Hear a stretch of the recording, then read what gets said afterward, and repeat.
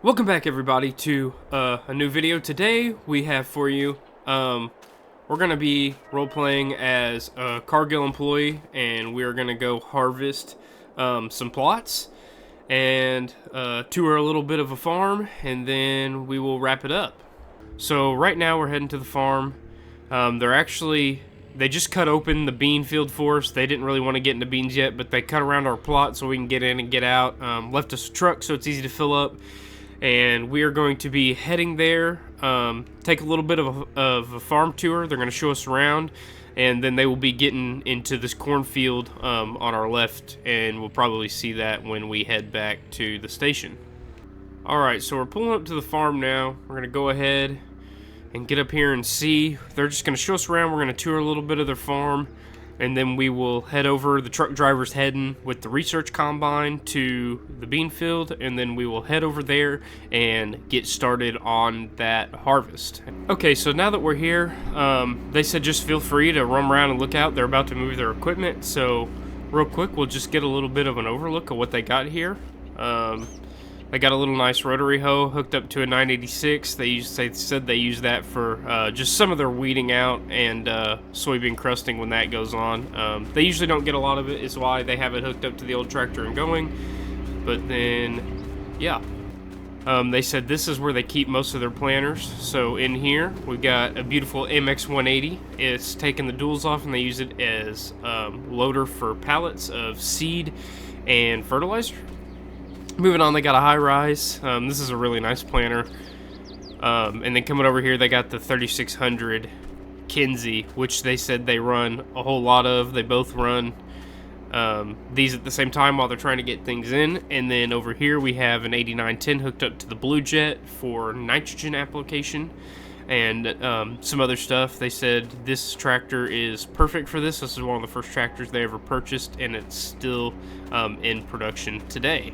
Moving on over here, they've got a couple of their semis sitting out. They've got their combines running while they went and got breakfast and fueling up. They got an 8250 with a Drago head, so they'll be heading down there and getting that. And then for their auger cart setup, they've got the 340 Magnum hooked up to the Kinsey 1121. They said this works really well for them. They only run one combine on the corn because their trucks can't keep up when the yields are good. They've got a little Brent for some of their smaller. They got a couple of small fields, so they just put this in the corner, take it one or two times instead of having to messing with pulling a semi all the way out there. So they said they just bought this. This is an older Mack with a dump bed. They said they've never had the dump beds. They usually run the Tempty super hoppers, but they decided to purchase this for cheap, and they said it actually holds more than some of the other hoppers. So coming all the way over here is where they have gooseneck and a few other items they told me about. So looking in here, they have a beautiful Mock Till 412, and then of course a beautiful 9370 quad track, which they just recently purchased this last fall. And then, like I said, they got the Batwing back there. They've got their 40-foot gooseneck, and then their low loader for hauling equipment. Alright, so coming over here is the main thing that I cannot wait to see. So opening the garage door, you'll be able to see first off, they have a beautiful Case IH hauler. They've got a little Mahindra, and then this is just gorgeous. It's a 1066 tractor puller. They run it in a pro stock class when they don't have time. They try to get here and there, but with harvest starting up, the season ends this weekend, so we might stop by after. They did say something about a couple of the guys maybe loading this up before we go, so we might be able to see it run. No promises, but yeah. So now that we saw the farm, we're going to head over and get to their other farm so we can start on the soybean plot harvest. And then when we get there, we'll get things started off, offloaded, and then we'll go over a little bit of the process and how that's going to work. Alright, so we're pulling up. It looks like Frank is sitting with the truck unloaded. Our company does hire out people. It's a safety thing. They want to, put that safety into play, not having workers do long hours and then drive the equipment. So Frank is our hired hand. He hauls for us in fleet vehicles and everything else. So we'll park here and we're going to go ahead and get this combine offloaded, and then we're going to go over to the field and start jumping into some plots. Okay, so we're over here now. We got the battery disconnect turned on. Basically, our company has a safety feature that it can be locked out, tagged out if it needs to work on. So we've got everything, I think looks good. We've checked everything a little bit. It's got plenty of gas. Everything's running right. Belts look fine. Settings are all right. So we'll go ahead and get in this, offload it, and then head to the field. Okay, so now that we're in here, we always offload this and load it in first gear. You don't want it in your third road gear. You don't want it in second. That's the harvest gear. But we offload it in first gear, so we're going to go ahead and slowly back this off. Make sure not to hit anything. We'll check our mirrors when we're backing up. Okay, so we're off the low loader. We will go ahead and head straight into this field. Okay, so now that we're here, basically how this is set up is we harvest 5-foot rows. This is going to be buffer, so we're going to take off buffer, and then we're going to jump into actual plots. We're going to calibrate some things real fast, and then we'll get right into it. Alright, so right now we're running this buffer like we would the actual plot. You can see our alleyway here. So we will get this done right here, and we stop. We have to wait a few seconds to let it process in the system, and then it sends our tablet that we have over here in my left seat, everything that we need, moisture and everything. And then basically once we have this all calibrated, the test weight and the plot weight, we will go ahead and get into the data rows. We're going to do one more here. We're going to let this get the test weight and the plot weight calibrated, and then I think after one more plot we'll be good to go, and then we will have to glean off the rest of the plot once we're done getting the data. Okay, so coming back out here, we're not seeing a whole lot of shattering. We're not seeing a lot of pods thrown everywhere. We're not leaving a lot of pods on the ground. That is basically what we really want to see. We don't want to throw things out the back. I did calibrate it this morning before Frank took off to head here. So I think we're actually ready to get into some of these data rows, and then we will kind of go over slowly what the process is with that. Okay, so now we're in our data rows, and we will kind of see what the process of that is going to be here once we get through a couple plots. It takes a few seconds to calibrate. It is a slow process, but like I said, this is very crucial to improving seed and advancing that next step for farmers. So right now it's actually looking pretty good. That last plot that we just ran through was 78 bushel. I know that's a tiny bit on the low side, but we have some different things that could happen through here. We've got some shorter beans, we got some taller beans, and just all kinds of different beans in general. Okay, so right now our plot average is actually looking pretty good. We're running about 85 bushel on these beans, which they're all different hybrids and all different types, but we're getting a pretty uniform spread, which is what we like to see. We do have some outliers, which is totally not uncommon, and then we have some checks we put across the field for hybrids that we already know. But other than that, yeah, this is rolling along pretty smooth, not having a lot of problems at all, and the beans are cutting good, so that is a great thing to see.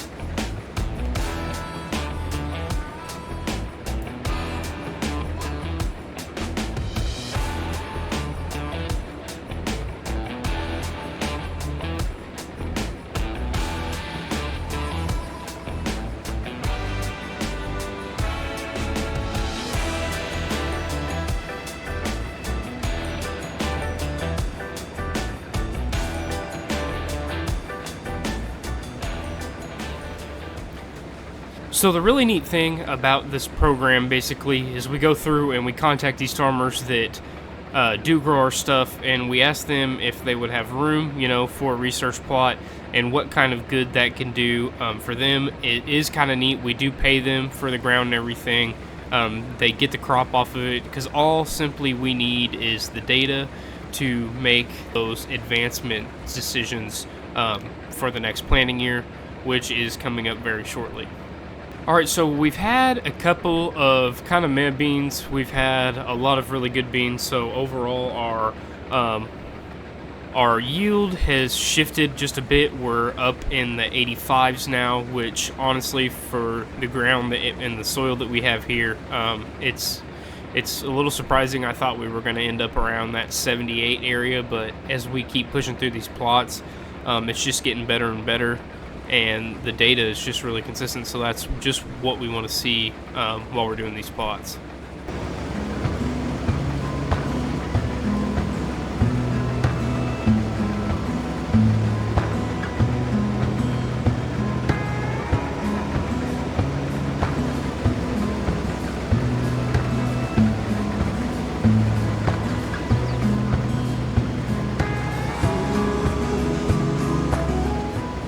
So these are our last two data points, and after that we're going to go ahead and get the data uploaded. We're really impressed what came out of this field, and then we will actually just be able to jump into everybody's favorite thing, and that is just, gleaning mode. That's just going at it like a normal farmer would. That is the best part about my job, other than helping get the good data. Okay, so it's taken us about an hour and a half to do this. I know it's slow for, only 10, 12 acre field. But like I said, data is worth it, and good data is better than bad data. No data is better than bad data. So, yeah, we've had a great spread over here. Our final ended up being 80, 86. So that is above what some of the ground we have. Like I said, this is a little more favorable conditions. We try to put these plots in high stress conditions because that's truly where we see what potential traits and things are going to do better than various others. So yeah, overall really happy with how this turned out. We're about done here, so we're going to go unload, load this back up, and then stop by the farm to hopefully see a surprise, and then that will be work for the day. So when we're pulling up to the truck, the first thing we always do when we get to the location is check to see that the bottoms are actually closed. We've had farmers before come right from dumping grain, and they will just leave the bottom open. So you don't want, clearly here you can see that one's got stuff in it, but you just want to double check because you don't want to be putting their grain on the ground. We always go first hopper first, and then we try to fill up the rest of it after. Like I said, we filled that first hopper up, so we need to move over here and start, but we just try to, make it easiest for them and not put extra grain where it doesn't need to be. Okay, so those plots are done. You can kind of see where we start, stop. But like I said, yeah, it's a great thing to do, and we have about 26 of these locations, corn and soybeans. So we started a few weeks back, and now we're pretty much full-time rolling on it. But other than that, yeah, it's a great thing to do, and it goes for a good cause. So, all right, so we'll go ahead and put her into first gear, which we got. And then we will put her up on the slow loader, slowly but steady, making sure we don't get off track. And then we want to run it into this third rung, which is right there. So other than that, yeah, we're good. We're going to clean off everything so we don't blow dust everywhere, and then Frank will head back to the shop, and we are going to go check in with the farmer. Alright, so we're back in the truck. Data is uploaded, saved, it's good. It's already in the database. And then Frank is about to head off behind me. So we're going to go run back to the farm real quick and check up, see if we can see that pretty sweet tractor puller getting loaded up. And then we will head back to work. Alright, so we're pulling into the farm, and I can already see it. We got lucky, so I'm super pumped because it was a good day with data, and then we get to see this old boy started up and going. So we'll get out and look around and just kind of look at it for a second, and then we'll head back over there to the shop.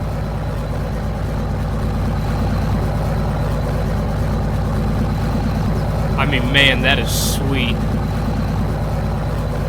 So they just got everything loaded up. Here's how it looks. They've got their toolbox, some extra weights, a Yeti, and then the tractor puller in there, and then the tow vehicle ready up. So they're ready to go head to the pool tomorrow. And then, yeah. So as we're heading back to the shop, you can kind of see that they are set up. They're in some corn. It looks like they're actually running. Yep, they're going. They're cutting them out some in rows and whatnot. So overall, they've been really good cooperators, and I think we are going to continue working with them over the years and just see what comes from it. So as we're pulling back into the workplace here, that's pretty much how an average day for harvest looks for me. Sometimes we hit 2 locations if they're pretty close by, but fortunately we didn't have anything really close by. But yeah, so that is just what it's like to be a research associate at Cargill. Thanks everybody so much for watching this video. If you could like, comment, and subscribe, that would be absolutely awesome. Any help helps me. So I love doing these. I know I haven't been uploading a whole lot because I'm actually a research associate myself at an agriculture company. And yeah, like I said, harvest is ramping up, so videos are going to be spotty, but I have a free weekend, so I'm going to try to put a few out, and then I will catch y'all in the next one.